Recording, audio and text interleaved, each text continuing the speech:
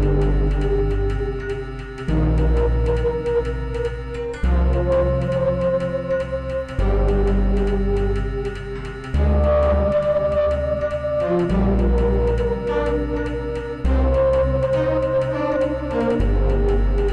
single glance at you makes me wonder, why am I glancing at you?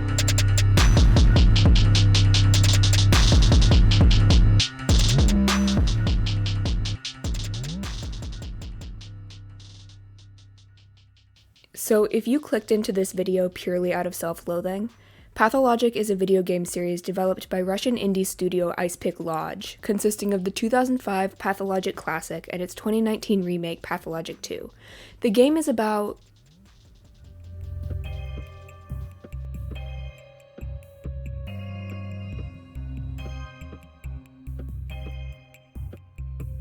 Can we talk about Maria Kaina? Let's talk about Maria Kaina. I've been dying to talk to you about Maria Kaina all year. I started this video in December and told everyone it'd be 20 minutes long and out in 2 weeks. I've been thinking about her nonstop for the past 3 months and it's starting to affect my health. Let's discuss. Maria is the daughter and eldest child of one of the 3 families that rule the fictional town in which Pathologic takes place. Still in her early 20s, she becomes known as the Scarlet Mistress, one of 3 women with certain mysterious and powerful psychic abilities.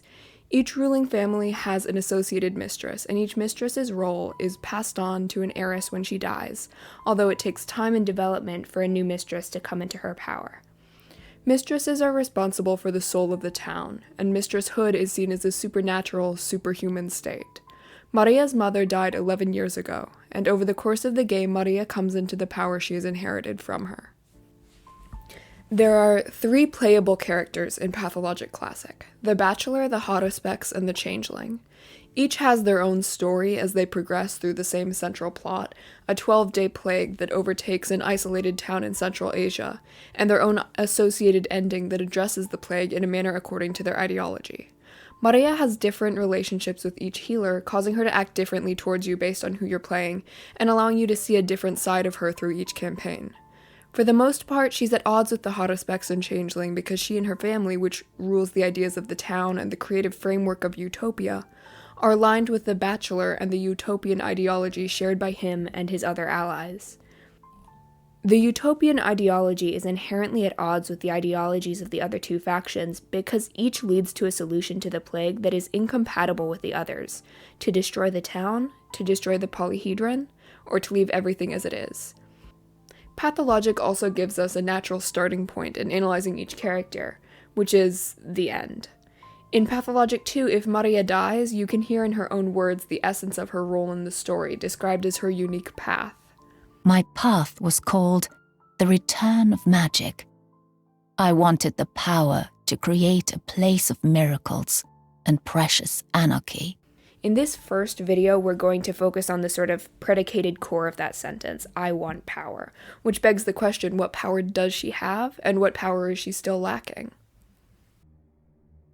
Part 1. Filial piety. In the same way that setting is a necessary context to understand a story, family is a necessary context to understand Maria's character. She draws a lot of power from her family, through both literal hereditary power as well as power dynamics that are passed on to her in her plot, which is largely about coming of age in ways we'll get to in the second video. The Kains are a family of idealists, the core of the utopian ideology which drives the Bachelor's plot and character. Like I mentioned before, they're one of the town's ruling families, and they rule its ideas, philosophy, art, and development. They also, like the other 2 families, have a considerable part to play in the ongoing colonization of the indigenous people of the steppe, which is a major theme of the game. This is the central flaw of the utopian ideology, that it is built on the backs of the vulnerable and marginalized, pushing them down and slowly killing them, in the same way that the town is built on the back of the earth. Even the utopian solution to the plague involves a vaccine and the destruction of the town, which costs the lives of all those who are already infected and might otherwise be saved. In this, it's interesting to note that the town carries 2 thematic definitions. One as the physical colonial development, which the Kains hold so dear and which is so toxic to natural life as a whole, the utopia of the privileged and the healthy. and the other is a symbolic gathering of people, a home to both white townsfolk and many of the indigenous people of the steppe, where natural life exists and where ongoing atrocities are committed against those with less power. It is this essentially human town which the utopian ideology aims to destroy, and the manufactured town, this function of colonialism and classism, which is perpetuated through the preservation of their greatest and most toxic structure. It is this ideology to which Maria is, in the words of the game, bound. It is this ideology also which, at a glance, gives her the most power. In the utopian ending, she is shown ruling over the new settlement, over a wasteland. The other members of Maria's family who appear in the game are her brother, Khan, her father, Victor, her uncle, Georgie, and her aunt, Aglaia Lilish, the Inquisitor. However, the relationship that stands out the most is with her mother, Ninakaina, who has been dead for 11 years by the time the game starts. Nina is the source of Maria's most overt power, given that she was the mistress before her. Because she's been dead for over a decade, there's very little that we know about her. That's actually true, but it's reductive. She died over a decade ago, and there is very little that we know about her. Her death doesn't cause any absence, because she isn't absent. Themes, dialogue, and events of both games are indexical of her continued presence. Without explicitly exhibiting her, without explicit mechanics associated with ghosts or hauntings, many players I know have often said they've felt her in the forces and themes that shape the story. There's even a point in the Bachelor's route where you begin a conversation with Victor only to find him acting differently than usual. And this exchange itself is indexical of Nina, or even implies that some imprint of her is speaking through Victor. Ask. I shall answer as clearly as I can. Do you know why ghosts always speak in riddles? It used to puzzle me. After all, I've never felt compelled to resort to allegory in order to draw conclusions from my visions. Now, I know the answer. Their consciousness is fragmented. Is it true that Simon Kane is alive? But what do you call life? Strange. Throughout my career, I've answered that question numerous times, but now I don't know what to tell you. Do you believe in the soul's immortality? Yes, I do. Why, then, did you ask me that question about Simon? Katarina is in a frenzy. She is convinced that Simon is at the Crucible. So that's why. Tell me, did Katarina only talk about Simon? Only him? And you say she was in a frenzy? Did she not notice the presence of another person at the Crucible, the very thought of whom should make the girl tremble? Later, a letter from the Kanes is signed by N and S, implying that it was either sent by or falsely attributed to Nina and Simon, her brother-in-law who died shortly before the events of the game. The nature of Nina's presence is complicated and unclear, but Maria feels it even more acutely than anyone else, and her coming of age is marked by becoming more and more similar to her mother. She herself claims at one point that her mother's soul has taken up residence in her body, though she doesn't claim to speak as her mother. Nina's nature as a person is also complicated and unclear. Naturally, because she died, there's very little we can unequivocally know about her, but it goes deeper than that. There's very little we can unequivocally know about her because she is a legend, a creature of folklore, and because of the tenuous connection between perceptions and truth in Pathologic. Near the end of the Bachelor route in the first game, the player may have a conversation with Victor, in which he mentions aspects of Nina's character that Danielle hasn't been exposed to before, namely the aspects of her character that typically would be the first things we learn. We are told that she was a, quote, radiantly beautiful woman, a dark chestnut with an intricate hairdo. Her eyes were deep and the color of French plum. We are told that, quote, her only failing was the tendency to flare her nostrils, and that, quote, she liked cinnamon and black cherry. We are faced with the non-negotiable fact that she was a real person, a human woman, and the fact that the way we've been interacting with her, the person we've developed this environmental semiotic relationship with, is a fabrication, a legendized version of what was once a person. This is a function of death, but it's also inherently a function of mistresshood. Becoming a mistress is more than a physical process, although it is described as intensely physical, involving seizures and fainting, which we'll come back to later. As Maria comes into her own as the Scarlet Mistress, she is beginning to undergo this metamorphosis. Of her fellow utopians, Maria says, quote, each of them can break the routine of human existence and become something greater. They are standing on the verge of their humanity, gazing into the realm where they could serve a different, higher purpose without even knowing it. Moreover, they are bound to make the leap, in one way or another.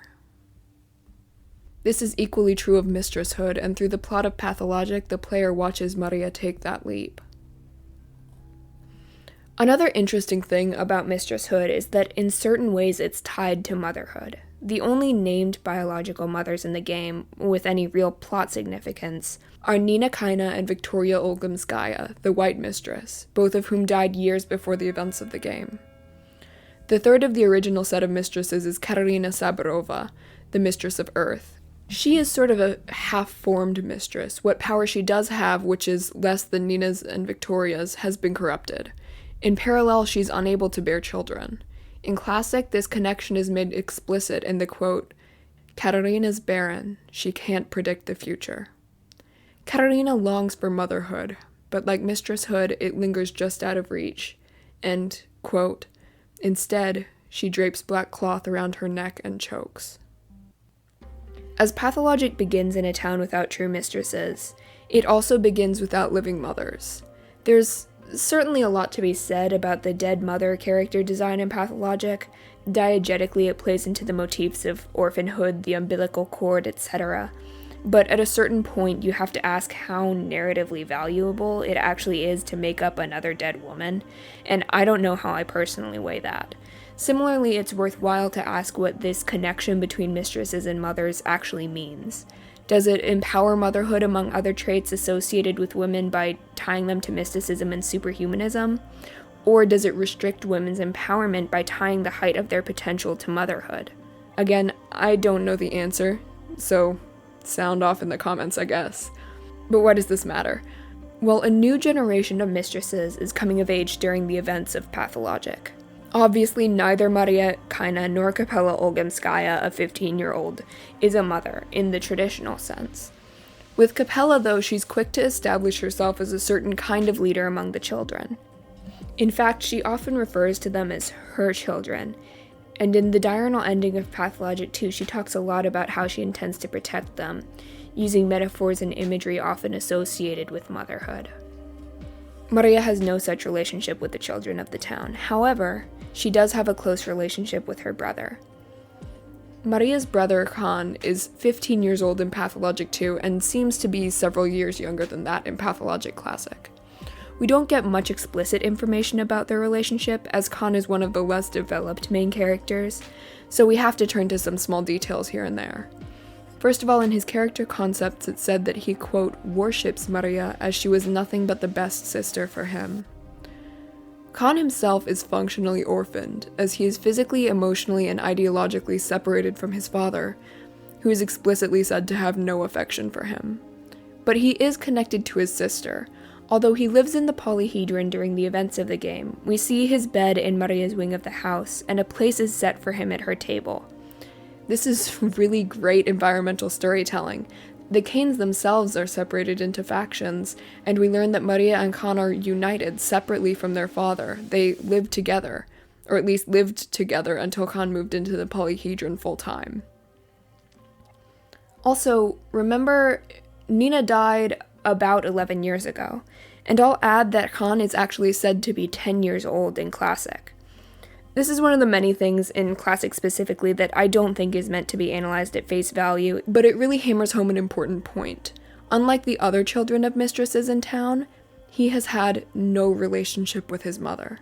All evidence points to the idea that Maria has done much, if not most, of the work of raising him.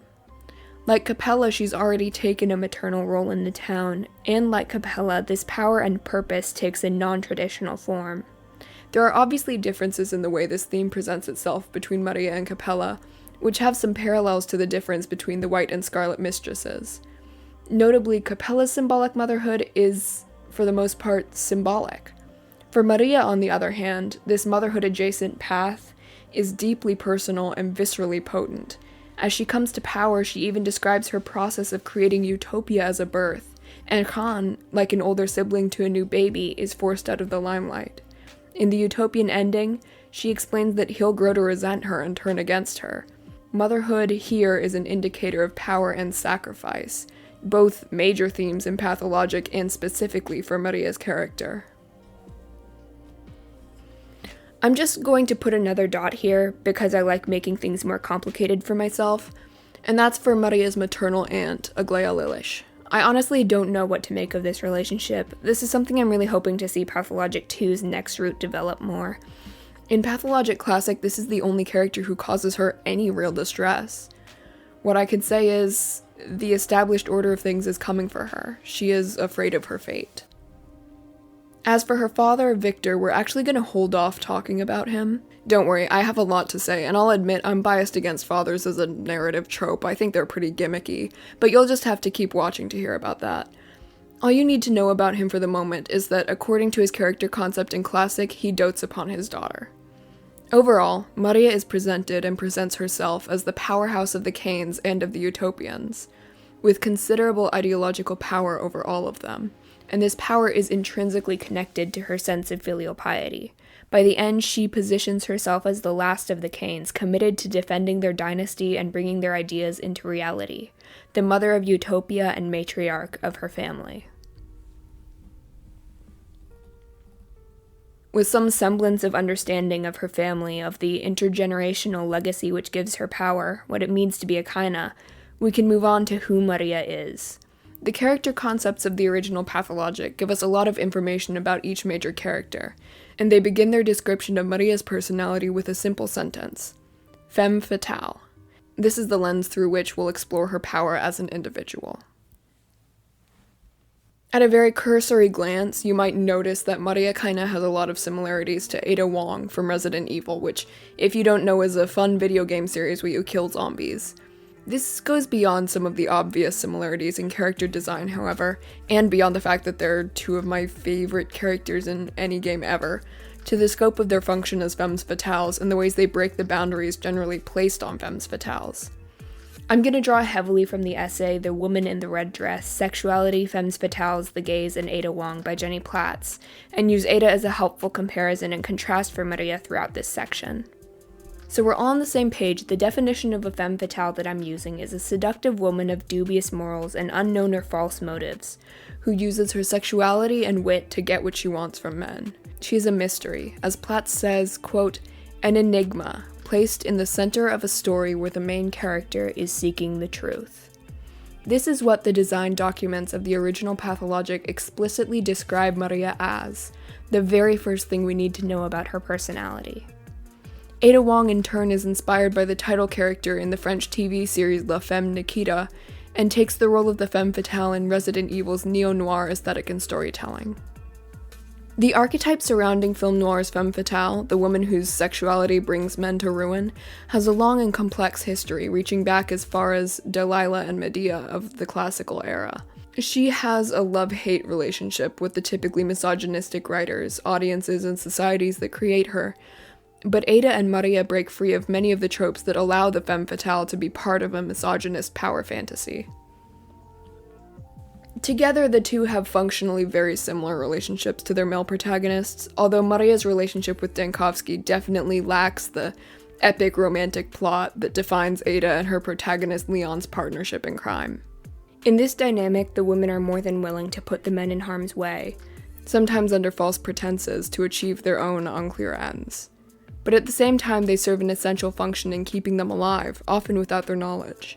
In Resident Evil 4, Ada works behind the scenes to draw enemies away from Leon, and in the Changeling route of Pathologic, Maria sends daily letters to the Changeling to keep Denkovsky from getting murdered by Artemi Burach, the Haruspex. They add an element of unease verging on horror to their games through their sheer power, and in particular the nature of that power. This is a specific genre of power that comes from traits and mechanics associated with women, such as their sexuality, social machinations, and manipulation, and in Maria's case, magic exclusively given to female characters in universe. To kinda get across exactly what I mean, I'd compare these abilities to how poison is often considered the preferred murder weapon of women throughout history, and is often associated with women in literature and art. It's not to say that these are the only powers at women's disposal, or that they're inherently linked to some essential womanhood, but that our society associates them with women. These subverted expectations of womanhood add another level of horror and intrigue for the typical male audience. Although she is presented as an object of attraction, it is a breach of the status quo and therefore a threat to patriarchy, for a woman to have traditionally feminine power greater than a man's traditionally masculine power. So again, we're not talking about a female character who, quote, isn't like other girls, who grew up with 5 brothers who taught her how to throw axes, but someone who harnesses abilities that are devalued and demonized by society in connection to their association with women. Remember when I mentioned that the process of becoming a mistress involves seizures and fainting? Afflictions historically associated with weak-minded and frail women in literature here are a marker of power that no man could have or compete with. Further complexity is added to the games by the player's unfolding understanding and awareness of this power. In the original Resident Evil 2, Leon slowly begins to realize that Ada is capable of handling herself in combat, and in the 2019 remake that she has tits. And in Pathologic Classic, the Bachelor's player begins to realize that there may possibly be more to Maria's mysticism than smoke and mirrors. This complexity becomes further unease as the player then realizes that they do not know or control what she's going to do with that power. Ada's true motives are never revealed throughout the 3 mainline games she's featured and playable in, and Maria similarly is never completely understood as her powers remain largely unknown and unchecked, and some of her motives remain in question. It's entirely possible that either of them has a nefarious agenda, and it would be far beyond the player's agency to stand in the way of either of them. This disenfranchisement of the player is one of the themes that makes Pathologic stand out, and we can see that Maria is one of the shadowy and grand machinations of the town which the player is completely at the mercy of, as we're reminded in Changeling Route when she repeatedly tells you that she could kill you with a thought. Of course, Clara. Surely you didn't think those tricks would work on us. Or is there really something you're missing? Could I be the naive one, and you the saint? Let's see. No, not remotely. You do feel I can break you with a mere effort of my will, don't you? On the contrary, it is I who'll devour you, foolish woman. Like Ada 2, and unlike the typical femme fatale of books and movies, Maria is never purified or punished.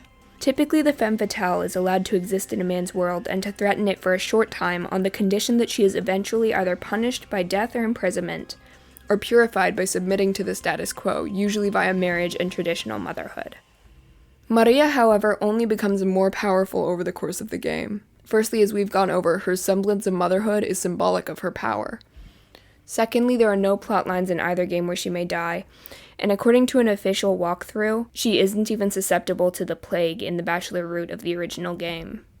Even if she's caught red-handed doing some pretty bad stuff in Pathologic 2, Artemi and the player have 2 options. One is to tell her father, Victor, again, whose entire character concept revolves around his devotion to his dead wife, and who seems like he generally lets Maria do whatever she wants. Alternatively, you have the option to note that this is Maria's world and we're all just living in it and move on. In Classic, if you play the Bachelor's ending, there's a chance that both Maria and this nasty, ugly, evil man survive. And to be clear, I don't support this. You should do everything in your power to ensure that this man does not make it to the end alive. If you do, though, it may be indicated at the end that Maria is going to marry him. However, this marriage is purely political, intended to increase Maria's power, and it's heavily implied, if not made explicitly clear, that her husband's role is to serve her, like Victor served Nina. Instead of finally conforming to a patriarchal mold like the archetype would predict, she again uses a man to advance her agenda. Another similarity between Maria and Ada, that's also the biggest way they diverge, is their expanded power of body over the typical femme fatale. Where the typical femme fatale of noir movies is just a wickedly smart, sexy woman, and good for her, she has little power beyond the sexualization of her body, and little recourse when she's in danger besides getting a man to help her out of it. The way this trope is subverted is the most obvious in Ada, so it's a good lead-in. Her power of body also translates into fighting skills greater than that of most of her peers. She uses acrobatics and melee attacks more often than other characters, making her distinctly equipped to survive without anyone's help and destroy her opposition. Maria obviously is not a fighter, and she'd die immediately if she was locked in a police station with zombies, so at first glance she seems to fall more into the damsel in pretense aspect of the trope. But thematically and functionally, Pathologic is not a game about physical fighting or even physical power. In a game world where guns and bullets are exceedingly rare, while information as well as picking truth out of lies is the form of power that gets characters to the end alive, Maria has, in herself, access to more information than any male character. Aside from the powers of the special role of the Shakespearean fool, played by Mark Immortel in his antithesis Badgrief, clairvoyance, knowledge of the hidden, pulling aside the veil or the curtain, are abilities specific to women and come to Maria from the steppe. She's also said in her character concepts to be, quote, sensitive to lies and deceptions and able to, quote, instantly see one's true colors. In this world, telling the truth from lies is an indescribably valuable ability, so much so that it's given occasionally and with great restrictions to the player, and allows her to understand the functions of the town in ways that other characters simply never will. The design documents of Pathologic 2 say, quote, she knows what the focus is and how it works, something which the player in both games never fully learns. Maria and Ada, in this way, are both apex predators, perfectly suited to survive and excel in their particular environments and narratives. And yet, Maria doesn't say, my path was called the return of magic. I was super powerful. She says, I wanted power, which implies that, at least the way she sees it, she didn't have enough. Naturally, this leads me to ask, what more could she want? This vampy, man-eating gothic princess with mystical powers? She, however, has her own version of the question, which she asks the player at random at any point in the game. Why can't I move on my own? There are a lot of levels on which we can interpret this question, but let's dig into it and try to answer it for her as best we can. Again, Pathologic is a game about disenfranchisement. Not only is the player disenfranchised, every character is bound by the machinations of the story. This is true of all stories naturally, but Pathologic makes a point of discussing it, and of making certain characters painfully aware of it. Most notably, this plays out through Aglaia, but elements of the theme appear in the stories of many of the characters. It seems natural that part of seeing the future is knowing that in certain ways the future is unavoidable, and that you are bound to it. Not only is Maria aware of this, she seems to resent predeterminism, and particularly the powers that control it. Of Mark Immortel, the Hand of Fate, who represents the meta-narrative of Pathologic and the forces of predestiny, she says, quote, he makes me anxious. His performances don't show a person's fate, they impose it. I'd really like to see someone grab and pull the puppeteer's strings. Or maybe we ought to loop the whole thing, offering the strings to the people at the very bottom. That would be funny. All in all, one day I shall tame this crafty imp, no matter what it takes. Here we also get a glimpse of what she means when she says precious anarchy. Self-determinism, autonomous growth. She says herself, everything that can be discovered will be discovered. Everyone who takes to the road is free. Maria's longing for power exists alongside her determination to tame Mark, an act which would grant her true agency in the story. This is the power Maria seeks, autonomous agency both within the story and in the greater meta-narrative, and she's constantly aware of the fact that she currently lacks it. This may seem to conflict with everything I've spent all this time setting up, and that's on purpose. Maria is in a constant state of conflict. She is in herself polarized between absolute power and absolute powerlessness. More accurately, she is an apex predator, but she's like a tiger in a zoo. Her power of self, of body, of family, gives her no power over fate and the gods of the universe. while the player, especially as the bachelor, is very much a goat in the tiger's enclosure, that doesn't make the tiger free. And when I say conflict, I do mean conflict.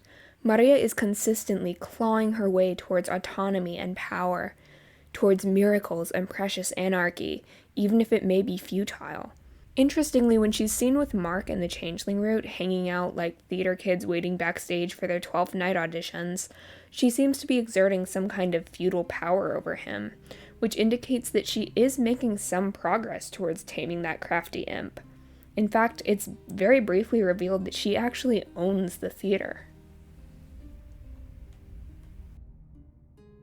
Oh, that's just charming. I'm so curious that I'm not even going to kill her. Let's ask her now, Mark, and remember what I told you then. What do you want, Changeling? I need to talk to Mark, but in private, without you. See, Mark? Shall we give her a chance, perhaps? It'll be a lot of fun. So what was it you were hoping to tell Mark? Could it be the same thing you told my Uncle Georgie the other day? Actually, I'm beginning to get angry. I should be angry now, but this is just too amusing. As an aside, I love what a high school mean girl she is in the Changeling route. It's my favorite thing in the world. Her powerlessness all generally comes back to her inescapable fate. She doesn't move on her own. Her actions are less motivated by any desire than by the fact that these are her preordained actions. She speaks very rarely of what she wants, only what has to happen, with the exception of that key line, "I want power." It's clear why. She knows her destiny, and her destiny is tragedy. I know I said she's neither purified nor punished, because she isn't. She just gets more and more powerful. But in the Haruspex route, leading up to the ending, she says she'll have no husband to hold her back, quote, "like my father did to my mother." This is very telling on a lot of levels. Specifically, I want to focus on the idea that she is most free, or has the most autonomy, when she doesn't get what she ostensibly wants. There is no riding off into the sunset for her if she gets the ending her role demands. Only by failing in the pursuit assigned to her by fate does she have even the possibility of a long and unfettered life. She herself says in the utopian ending that once utopia is completed and she has reached the apex of her power, she will die, giving herself only 10 years to live. This doesn't take away from the power we've already established for her, because again, she only gets more and more powerful no matter what ending you choose. It's even said that death made Nina more powerful than she was in life, and we can assume the same thing will happen to Maria. It's just also tied to her inescapable tragedy. In her own words, "I am a miserable woman, and Daniil, you are the only person I will confess this to. I am a woman of power, a princess with an unbearable burden on her shoulders, and no one to share it with. This weight is about to break me, forever." Now, we can take what she says here with a grain of salt. As we established before, she is manipulative, and that whole, quote, "no one to share it with" thing feels a lot like a damsel in pretense angle. In the past, she may have had success with coaxing Daniil into playing the White Knight for her, since he has a dialogue option where he professes he'll make anyone who upsets her, quote, "regret her tears." But I think there's a lot of honesty in this statement. We know for one thing that her immense respect for him is more than a trick. That may seem surprising. I know I wouldn't respect that man, but she does. In the conversation with Nina, she says Maria has fallen in love with Daniil. Who are you? You cannot know the answer to this question. Had my daughter not fallen in love with you, you wouldn't have been allowed to ask even the questions you've asked so far. Why have you come here, Bachelor Dankovsky? Moreover, in the Changeling route, Clara tries to upset Maria by telling her that Stakharubin has stolen her uncle's corpse and is doing experiments on it, and that the Bachelor knows and is aiding him in this. To this, Maria, the queen of filial piety and dynastic power, says, "Everything my Daniil does, he does for the sake of the town, to save lives and for the benefit of our house." I mean, the faith she has in Daniil, the unwavering faith in this man, and in return, he's a bitch to her the whole game. He's trying to get her father to punish her. Quote, "I am Bachelor Dankovsky and you will do as I say." I mean, I have to stop thinking about this because it makes me so mad on her behalf. She literally thinks he can do no wrong, and he does so much wrong. That does lead into the more social aspects of the repression she faces, because while she is a woman of power, they do live in a society, and she is a woman of power. This aspect of the web Maria is caught in becomes clearest when we contrast her against the other female utopian, Eva Yan. To put it lightly, Maria and Eva seem to have a contentious relationship. Eva warns Daniil to be wary of Maria from day one, and Maria seems to think Eva and Daniil are plotting against her. Maria also has a tendency to dismiss Eva in a way that we could really only describe as not like other girls rhetoric, specifically dismissing and seemingly slut-shaming Eva behind her back.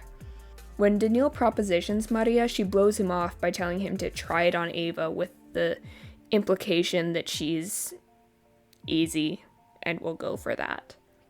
Daniil even suspects Maria of killing Eva, although this is ultimately disproved. Again, whilst Maria is a girl boss, I do not condone her actions. I do think, though, that when we look at what Eva represents to Maria, it's hard not to understand her resentment a little. And this is where we start talking about Victor. I have to bring up his portrait quote regarding Eva, which appears anytime you click on her portrait, anytime you talk to her in Pathologic Classic. Eva possesses some virtues that my daughter, unfortunately, does not. She is gentle, she is trustworthy, she wouldn't ever stoop to betrayal. She could be the soul of a focus, were she not enamored of death so bizarrely and persistently. What the man is saying here, what Maria's father is saying, is that he wishes his daughter was more like Eva, specifically because Eva performs gender in an appealing and non-threatening way. In comparison to Eva, Maria is seen by her own father as mean and even untrustworthy. As Maria's foil, Eva represents the ideal woman, a glowing, self-destructive mirage whose example Maria can never live up to. Eva is also liberated in ways Maria is not. She lives alone with no familial obligations, she's openly sexually active, drinks, and does drugs. While again, slut-shaming is uncool. You can see how Maria would want to dismiss Eva, why she would resent everything Eva represents. Victor also represents, or is at least a vector, for the restrictions the story and setting place on Maria.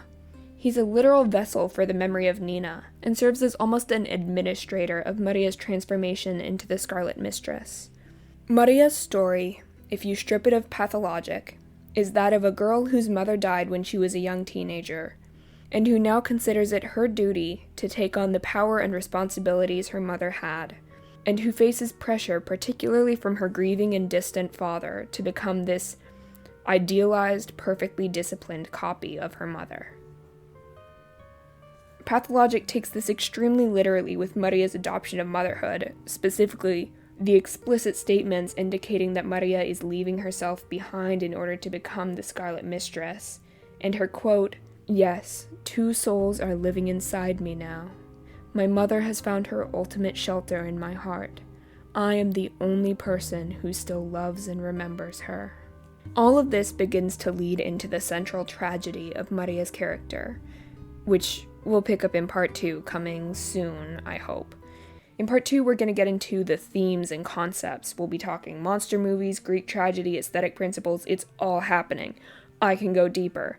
If you want to bear with me through that, please do subscribe if you haven't already. In the meantime, I try to stream on Twitch weekly. You can follow me there, or on Twitter, or on Tumblr. And I've got a few more shorter essays coming down the pipe while I try to organize the rest of my thoughts on Maria. Also, if you've made art of Maria, please send it to me. First of all, I want to see it, and second of all, I'm probably going to want to feature it in the next video. So if that's something that seems interesting to you, please reach out to me anytime. Thank you to the people who have already given me your art. Yeah, that's going to be next video. That's all for now. If you made it this far, you deserve an award for that alone. Let me know how you managed it in the comments. If you really enjoyed this and want to support me in writing part 2 and everything else I do, consider buying me a coffee because it makes me feel less unemployed. Huge thanks to everybody who's listened to me talk for all these months and who's helped me develop my script and visuals for this. Y'all are everything to me. Talk to you later.